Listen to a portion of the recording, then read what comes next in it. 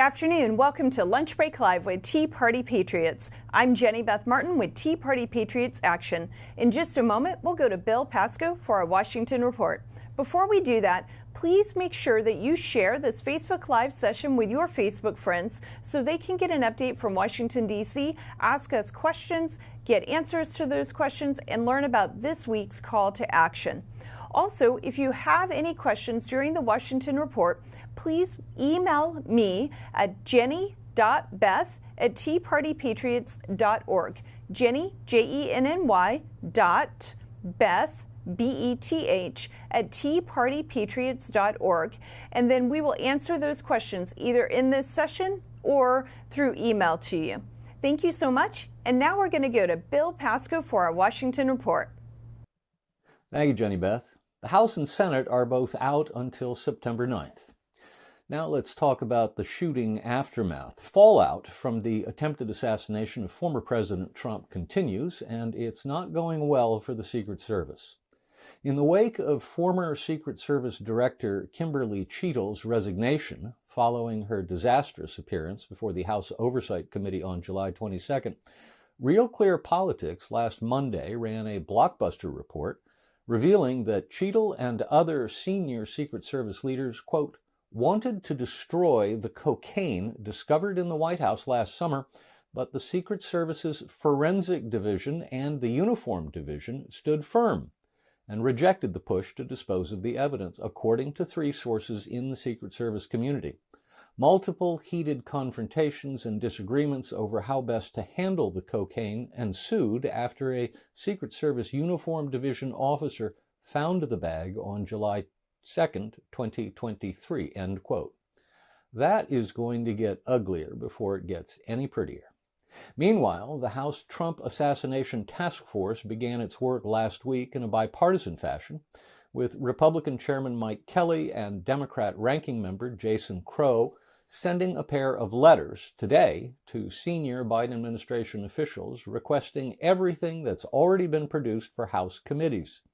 The two letters are going to Attorney General Merrick Garland and FBI Director Christopher Wray on one hand, and Homeland Security Secretary Alejandro Mayorkas and Secret Service Acting Director Ronald Rowe Jr. on the other. The language of the letters makes clear that Kelly and Crow believe their task force's investigation supersedes all others in the House. Write the two, the agencies, quote, should produce documents and information directly to the task force from this point forward, end quote. Kelly has indicated that he plans to hold hearings at some point, but has not yet scheduled anything. Similarly, he has indicated he'd like to take the members of the task force to Butler, Pennsylvania, the site of the shooting, for a site visit, but that will likely have to wait until after the Democrats' convention in Chicago next week. Now to our Campaign 2024 update. The big news on the campaign front last week was Vice President Kamala Harris's announcement Tuesday morning of her decision to bypass Pennsylvania Governor Josh Shapiro and select instead as her vice presidential running mate Minnesota Governor Tim Walz. In fact, the choice was so curious, so at odds with what the conventional wisdom said was the obvious pick, Shapiro, that the Harris campaign's high command immediately began leaking to selected outlets to reframe that narrative. Let's back up just a bit. Of the 7 states considered battlegrounds, Pennsylvania is the largest. Shapiro was elected governor of the Keystone State in 2022, destroying the Trump-backed Republican nominee by 15 points. Shapiro currently has a 62% job approval rating. And while it's rare that a vice presidential pick delivers his home state, Shapiro certainly would have made it more likely. So, if Shapiro was the obvious pick, why wasn't he picked? Liberal commentator Van Jones, liberally commenting on Harris's decision, said on CNN Tuesday morning, quote, "You can be for the Palestinians without being an anti-Jewish bigot, but there are some anti-Jewish bigots out there, and there has to be conversations about how much of what just happened is caving into some of these darker parts in the party. So that's going to have to get worked out. It's going to have to get talked through," end quote. Shapiro, you see, is Jewish. Harris's campaign is worried about the pro-Hamas, pro-Palestinian element of the party, which will be gathering in the streets of Chicago next week to demonstrate at the Democratic National Convention in protest of the Biden-Harris administration's support for Israel in the wake of Hamas's October 7 attack. Would those street demonstrations have been worse had Harris selected as her vice presidential pick the Jewish governor of a key battleground state? I think that's a safe bet. But is it safe to say that because Harris chose someone else that she's going to be able to avoid street demonstrations in Chicago? Doubtful. Radical elements have been planning those demonstrations since at least March. They're not going to stop just because Harris chose not to put a Jewish governor on her ticket. Remember, when organizers held their first meetings to discuss street protests in Chicago, Joe Biden was the presumptive Democrat nominee and Kamala Harris was just his running mate. So she settled on Walz, and in doing so made a major strategic error. Harris's first strategic imperative is to separate herself from the failed Biden administration. It is to engage in a form of mass hypnosis in which she finds a way to convince likely voters that she is new to the scene and has had nothing to do with the federal government or its policies for the last 3.5 years. Vice President? Her? Hardly. She's a hard-charging, tough-on-crime prosecutor. Just ask her or just watch her TV ads.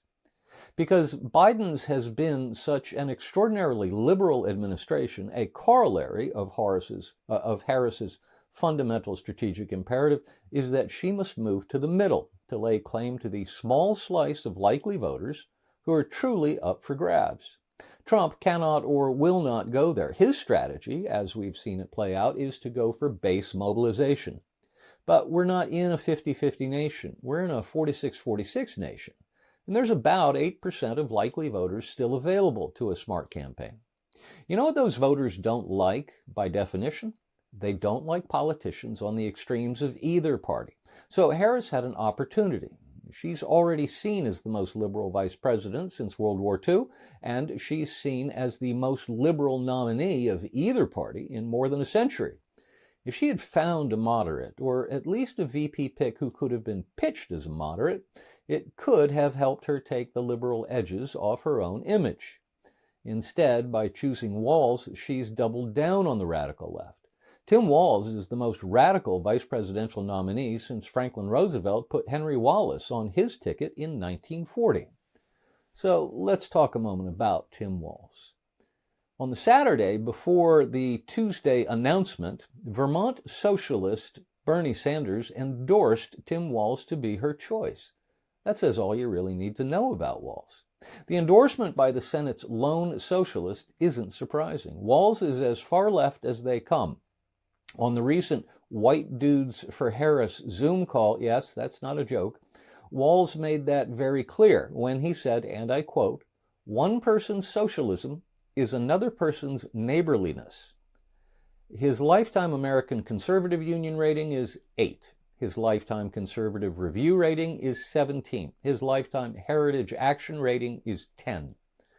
On the two most important issues to voters, inflation and illegal immigration, Walz is no help to Harris. On the economic front, his record is clear. He's a traditional big government liberal who believes in higher taxes and more government spending. In 12 years in the House of Representatives, he scored 1 D and 11 Fs on the annual National Taxpayers Union rating of Congress. He voted for President Obama's $820 billion stimulus package and Obamacare and cap and trade. As for the border crisis, as a congressman, he voted for amnesty for children of illegal immigrants, and he opposed building a border wall. As governor, he's been a vocal proponent of making Minnesota a sanctuary state and proudly signed into law legislation to provide driver's licenses to illegal aliens. He refuses even to refer to what's going on at the southern border as a crisis, and he signed legislation to provide health care to illegal aliens in his state and free college tuition for illegal aliens in his state. On the crime issue, Walz actually amplifies Harris's weakness.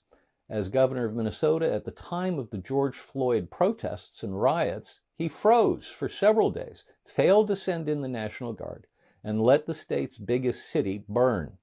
As Senator Scott Newman, the chairman of the State Senate Transportation Committee and co-author of the Minnesota State Senate report on the riots, declared in the Review of Lawlessness and Government Responses to Minnesota's 2020 riots, quote, "It is clear there were opportunities early on to avoid the level of desperation and danger, but poor decision-making and an alarming leadership vacuum caused the situation to spiral into the dire events we all witnessed," end quote.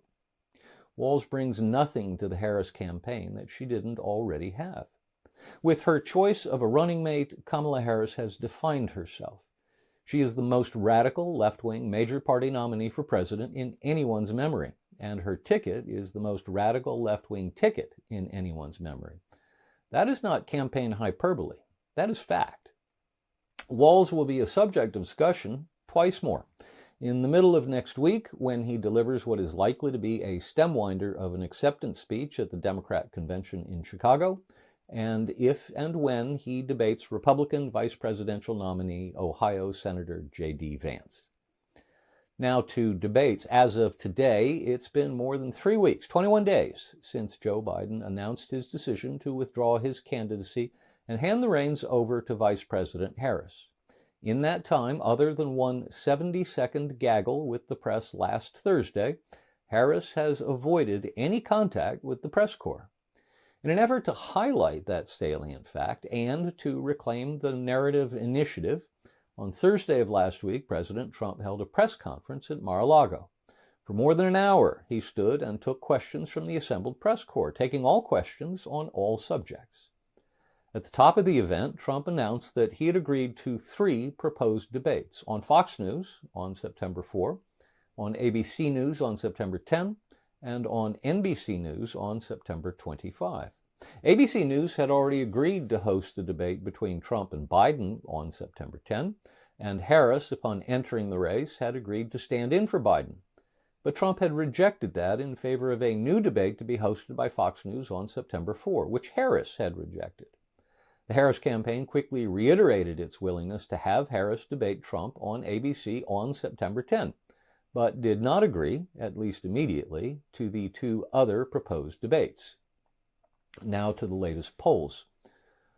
On Wednesday of last week, Marquette Law School released a new national survey that showed among registered voters, Harris leads Trump by 52 to 48%. Among likely voters, the margin widens to 6 points at 53 to 47%. The next day, CNBC released a new survey that showed Trump holding a 2-point lead over Harris at 48 to 46%. The significant finding of the poll is that by 2 to 1, Americans think they will be better off financially under Trump than under Harris. Among Republicans, 79% believe their fortunes will improve if Trump wins, while just 48% of Democrats believe they'll be better off if Harris wins. Among independents, 31% think they'll be better off with Trump, while just 10% think they'll be better off with Harris in the White House. 54% don't think it matters. Independents, by the way, break 40 to 36% for Harris on the ballot test. On Saturday, the New York Times released findings from its latest survey with Siena College in 3 key battleground states, Pennsylvania, Michigan, and Wisconsin. Conducted between Monday and Thursday, or Tuesday through Friday, depending on which state, the ballot test is the same in each of the 3 states. Harris leads Trump by 4 points at 50 to 46%. Finally, the Financial Times released results of a survey that could indicate significant trouble for Trump if the findings bear out over the remaining 3 months of the campaign. Asked, who do you trust more on the economy? 42% of survey respondents said Harris, while 41% answered Trump. That's the first time a Democrat has led on that question since the survey began. Now, 2 items of note on the campaign schedule for this week, one for each campaign. Tonight at 8 p.m., President Trump will appear on X in a Spaces event with Elon Musk. That's 8 p.m. tonight. A Spaces event on the X platform, Elon Musk and Donald Trump. And on Thursday, Vice President Harris will appear in Maryland with President Joe Biden, who is desperate to avoid being seen as forgotten but not gone. I find the scheduling of this event to be more than curious when you consider that her campaign's fundamental strategic imperative is to separate herself from Biden. The decision to send the vice president to a non-battleground state with Biden is beyond questionable. It's downright laughable.